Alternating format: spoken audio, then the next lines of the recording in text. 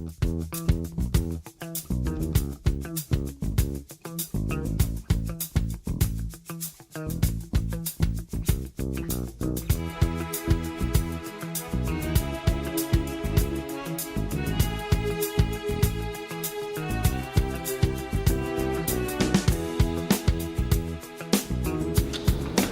to Artists We Love. My name is Okiba Jabalo, and today we are with one of the top collectors in the city of Atlanta. And not only the city of Atlanta, but I would say best collection I've ever seen in my life, personal collections, and excluding nobody. And we're with James Jackson. And James and I have a great relationship where I met James many moons ago. And he really did some great things to help my career and everything. And it's kind of funny to see us here 15, 20 years later and everything, and to see the beautiful space. And for those of you who know about this space, y'all know. And if you don't, then you just don't know about it. So we'll work on it. Yeah. He may let you in or he may not. It just depends. It just depends. But thank you for taking time and everything. And let's just talk about why. You know, like why this? Why your level of commitment to collecting art? Like why? What's it about? Well, first of all, I would like to thank you for coming over and spending the time with me these few minutes. I certainly enjoyed that. Love your artwork, and thank you for the kind words. I don't know if they're all true, but thank you. What really motivates me in collecting art gives you energy. It speaks to your spirit. It's something that I didn't grow up living with as a child, but I came to know that it's soulful. It's something that feeds our souls, and I'm committed to trying to get the younger generation to feel that kind of energy, that kind of spirit, and not only feel it, live with it. Get up in the morning and see it. Right. Go to bed and look at it before you lay your head on the pillow. Right. It is enormous energy lift and enormous feeling of the spirit personally, and then to share it, it's just a thrill, a blessing. Yeah. Because I've seen some reactions like when people come into your space and they've never been here. And sometimes when I'm here before they get here, I'll kind of just sit back and watch their face. And when they come up this elevator and they walk through the door, because it's one thing to see the main house, that's a whole different ball game. But then when you're coming down and you're still seeing the art on the lower level, and then when you come up this elevator, the look that I've seen on people's faces are just like, they've never seen anything like this in a residential space, ever. And it's like, that never gets old. So what were your your thought pattern when you say, hey, I'm gonna build a gallery, if not like a museum, you know? Thank you again for those kind words. Y'all have to see it, because honestly, James, you play it down, but this is so big in the scope of black art being a black man in the South, Atlanta, and the body of work that you've collected. This is so important and so big. Thank you. Collecting art is a personal pleasure for getting it and myself. But we got to a point where we had amassed so much art that we couldn't put it in our main residence, which is also on this property up on the hill. So I had the vision to build a gallery space. No one had that vision. Right. But I did, and I'm glad I did. And so we started to put together the logistics, blueprints, and all of that to build this space. We bought the property and started to put art. It is a space dedicated solely to art. We come down here to view the art for nourishment, and one of the most important things is to share. And you're absolutely right. When people see art, not only this, I think this is, and I love your work. You're so talented. But when people see how you live with art, they are inspired to. Some of them get it, that it is such an integral part of their life, of my life, and Getney's life, and we've had people to go on and start collecting just from the vision that we had originally. So we were very, very pleased with that. So when you're collecting work, it's like you have your taste and Getney has his taste. Is it a combination, or are you somewhat the curator and he kind of just said, yeah, I like that too, or just, how does that work? Because you have so much work, how does that? Well, quite frankly, and there's only one taste. All right. We don't collaborate. Getney has bought work that he loves, but I don't. If I love it and want to live with it, I will acquire it or buy it. But there's never been any real debate or discussion as to what's coming in here. The key thing is, as a collector and a curator, I've curated some art exhibitions for gallery, is to educate your eye. Educate your eye, and that's a journey. You're not born, most people are not born with an educated eye, but see as much art, go to as many galleries, visit artist studio, get to know the artists, and that's a personal pleasure too. You spoke about friendship, and that's great. But you educate your eyes so when you see a piece of work, you know that it's a good work, executed very well. And I don't care, I shouldn't say that, but I'm not about trying to please other people with this artwork. It pleases Getney and myself, and we're glad to share it. And it pleases other people too, really. So that's a pleasure.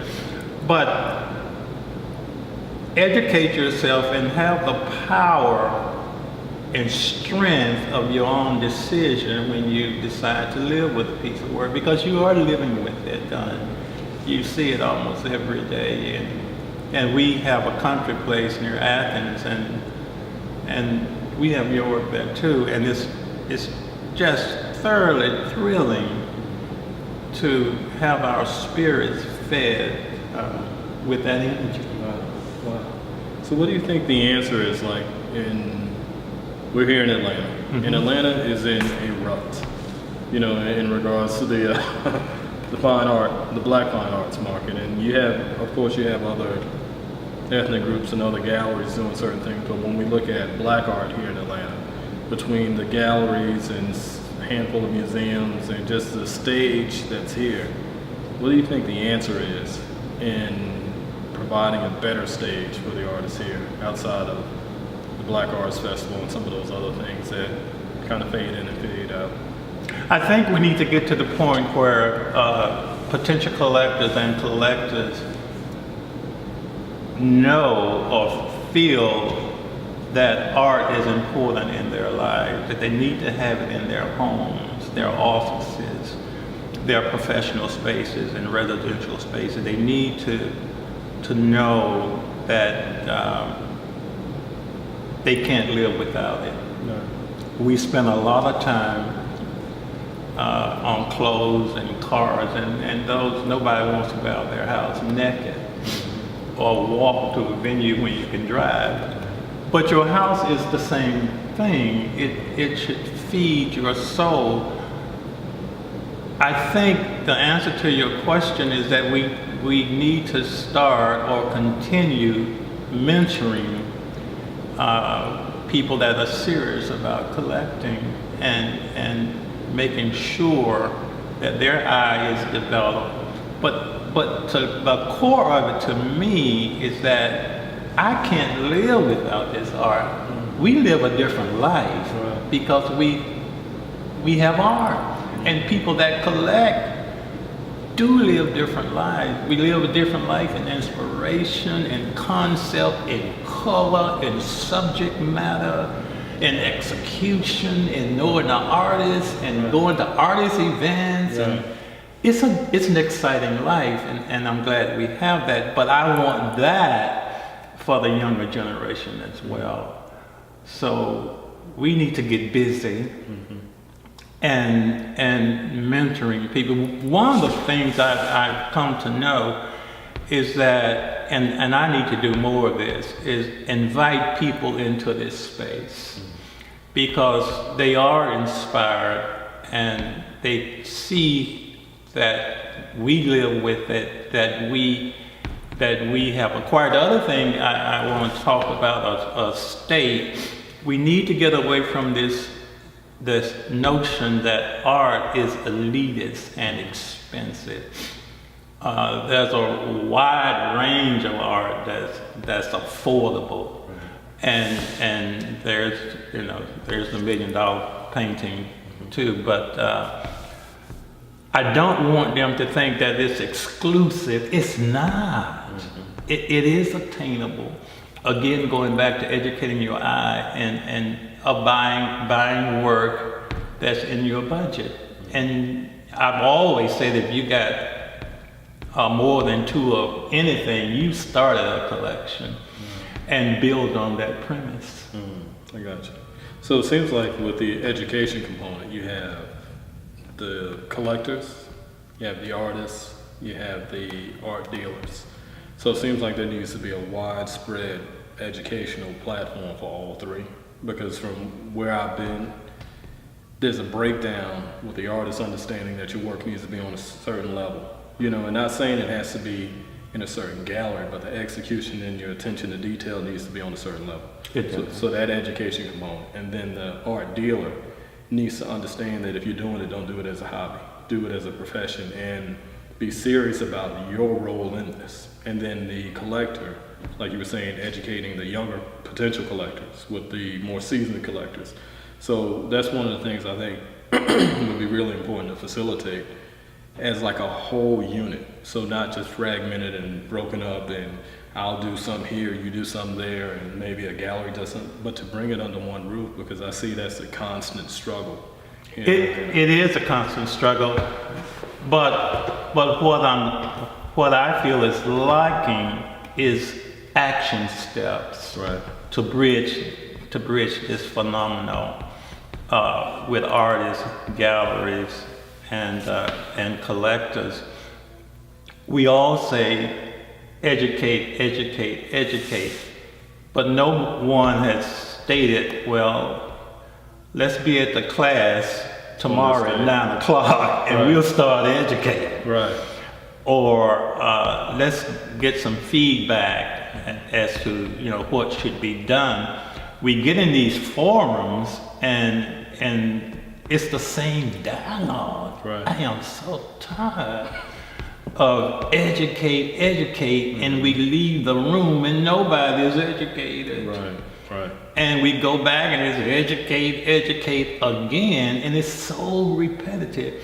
I think the premise is action steps to bring it to fruition. That's the way I see it. I mean, I totally agree, because I think like along with the action is the funding of the exactly. action. So in having like the last X amount of years, I funded out of my own pocket what I see how this thing works. So as far as putting on events, creating stages for other artists outside of myself and doing these things. And I've been met with both warm and cold arms, you know, from the establishment and even other artists who would have an issue with me paying them to show their work. With me being an artist, and I understand if you were a performer, you wouldn't come out here and sing for free. So I'm not going to have you come out here and show your work for free.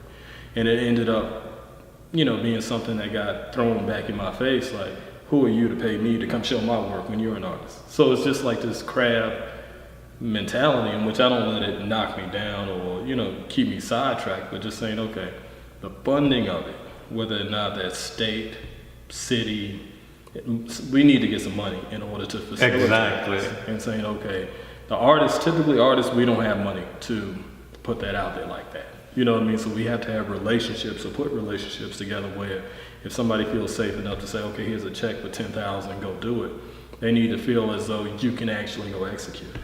So what do you think the answer is in kind of putting those relationships together to facilitate the action steps?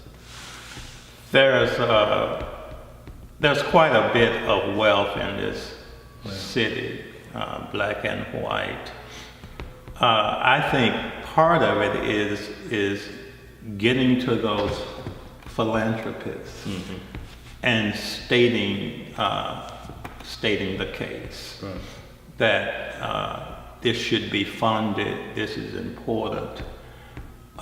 You have done an excellent job. I mean, you have been in the trenches for years, and with your YBE magazine, that I think is phenomenal. But we need to start knocking on these doors and presenting our case.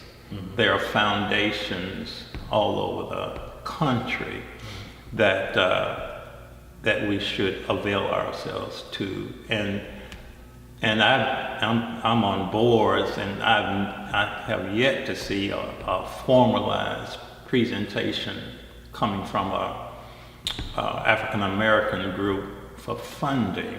It's not begging; it's presenting a plan and asking corporations to participate in your vision, because the money is out there. It really is. Is articulating your plan and getting the attention of the foundations or people that can help you. Okay. Well, we're going to take a break and we're going to come right back. This is Artists We Love, and I am here with James Jackson, and we're in the place to be. All right. So once again, this is Artists We Love, Okiba Jabala, and Mr. James Jackson. Thank you. And we'll be right back.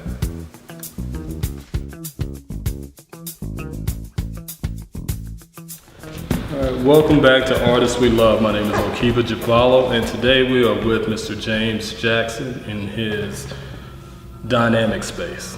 Super amazing. You're so kind. But we're talking about art collecting, financing the campaign and the drives and everything, and it's important for every artist out here to speak with a collector, especially a collector on your level, because you've seen so much and you've done so much and you've collected so much, so your eye knows, hands down. And it's one of those things where when you have somebody in your position to be able to tell us the truth, we need to be able to hear it.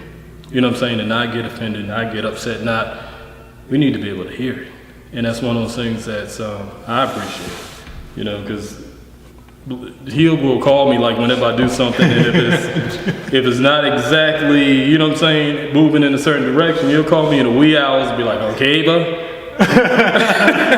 And I always look for that whenever we have an event. I always look for your feedback. You know what I mean? Because I build on top of it. It's like you and Ori Backman are two of the people in this collective Atlanta. Even though he's not here, he's out in Vegas. But as far as two people that I trust, you know what I'm saying? I trust your words. I trust your judgment, because it's not just about drinking wine and eating cheese and walking around. You know what I mean? So what would you say the next steps are for us? When I say us, I mean the collective here in Atlanta. Or should be the next steps. Again, I go back to action items, I do think I had great mentors growing up, or when I started collecting. Otis Hammond's, who Hammond's house is named after, was a tremendous influence on me. Donald Soar, artist out of Cincinnati, Ohio, Bob Weaver, Tom Faulkner. They took you under their wings, and very direct, sometimes abrupt, but you got the message. And with kindness and love as well. The next step is to make sure, or get the message out, or that they need to live with this word. They need to live with art. And I'm not necessarily talking about paintings. It could be sculpture. It could be whatever you like. But it feeds your spirit, and we all need to be uplifted and inspired and challenged, and have interesting points of discussion. And art does all of that. And it's not only social. I mean, you go to a lot of events, well, I do, and it is the wine and the goldfish crackers. And they and they're not looking at the art at all. They're taking pictures with the art, maybe as a selfie or something, but they're not paying attention. Getting it. So the mission is to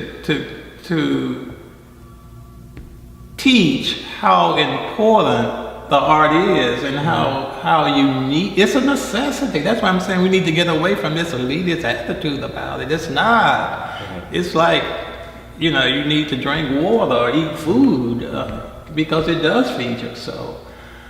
And that's the next step, to teach or get people to the point that say, well, I need this painting in my life. I can't live without it. Right. That's it.